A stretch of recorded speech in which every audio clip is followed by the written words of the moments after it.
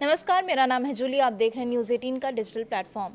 नए साल में नए बजट को लेकर केंद्र सरकार की तैयारी पूरी हो गई है और इस बार के बजट में दो बातें खास होने वाली हैं। क्या है वो खास बातें बताऊंगी, लेकिन उससे पहले तारीख जान लीजिए। केंद्रीय वित्त मंत्री निर्मला सीतारमण 1 फरवरी 2026 को संसद भवन में बजट पेश करेंगी। बजट को लेकर सरकार और वित्त मंत्रालय की तैयारियां अब अंतिम चरण में है। 28 जनवरी 2026 को राष्ट्रपति के भाषण के साथ संसद का बजट सत्र शुरू होने की संभावना है। इसी के साथ 1 फरवरी को बजट पेश होने की संभावना जताई जा रही है। सत्र का पहला चरण लगभग 3 हफ्ते तक चलने की उम्मीद है और इसमें राष्ट्रपति के अभिभाषण पर चर्चा, केंद्रीय बजट पेश करना, बजटीय प्रस्तावों पर बहस और वित्त विधेयक पेश करना शामिल होगा। प्रधानमंत्री नरेंद्र मोदी से राष्ट्रपति के अभिभाषण पर बहस का जवाब देने की भी उम्मीद है।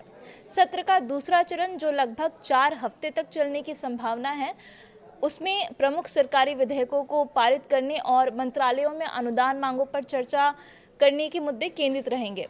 किसानों से लेकर नौकरी पेशा लोगों तक, शिक्षा से लेकर रेलवे और इंफ्रास्ट्रक्चर तक हर वर्ग के लोग इस बजट का बेसब्री से इंतजार कर रहे हैं। इस बजट को लेकर के काफ़ी सारी उम्मीदें जुड़ी हुई हैं। और अब आते हैं बजट की दो खास बातों पर। तो पहली खास बात यह है कि भारत का आम बजट पहली बार रविवार के दिन पेश किया जाने वाला है।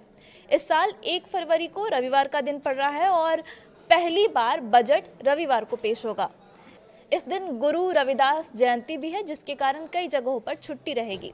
रविवार को सरकारी दफ्तरों से लेकर शेयर बाजार भी बंद रहते हैं। और अब दूसरी खास बात की भी बात कर लेते हैं। इस बार के बजट में आपको अपनी राय देने का मौका मिला है। जी हाँ, केंद्र सरकार ने माई गॉव के आधिकारिक एक्स अकाउंट पर पोस्ट शेयर कर नागरिकों से कहा है कि केंद्रीय बजट 2026-27 के लिए अपने सुझाव दें और समावेशी विकास के लिए नीतियां बनाने में मदद करें। इसका मतलब है कि आप सरकार तक टैक्स, महंगाई, रोजगार, शिक्षा व्यवस्था या स्वास्थ्य व्यवस्था या फिर किसी भी मुद्दे पर अपनी राय पहुंचा सकते हैं। यानी अगर आपके मन में बजट को लेकर कोई भी सुझाव है, कोई आवेदन है, किसी तरह की कोई राय है, तो उसे आप सीधे सरकार तक पहुंचा सकते हैं। ये पहल आम लोगों की भागीदारी बढ़ाने की दिशा में बहुत बड़ा कदम माना जा रहा है।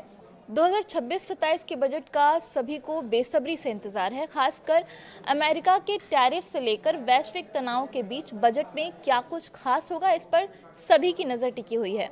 अनुमान है कि देश के विकास दर को बढ़ाने के लिए सरकार बजट में कुछ बड़े ऐलान कर सकती है। सरकार आयकर दाताओं की संख्या बढ़ाने पर जोर दे सकती है, क्योंकि वर्तमान में 150 करोड़ की आबादी में से केवल 3 से 3.5 करोड़ लोग ही आयकर का भुगतान करते हैं। पिछली बार 12 लाख की आय पर छूट एक महत्वपूर्ण कदम था। अब इस साल के बजट में सरकार क्या फैसले लेती है, इस पर सबकी नज़र है। और 1 फरवरी को जब वित्त मंत्री निर्मला सीतारमण बजट पेश करेंगी तो सारी बातें साफ हो जाएंगी।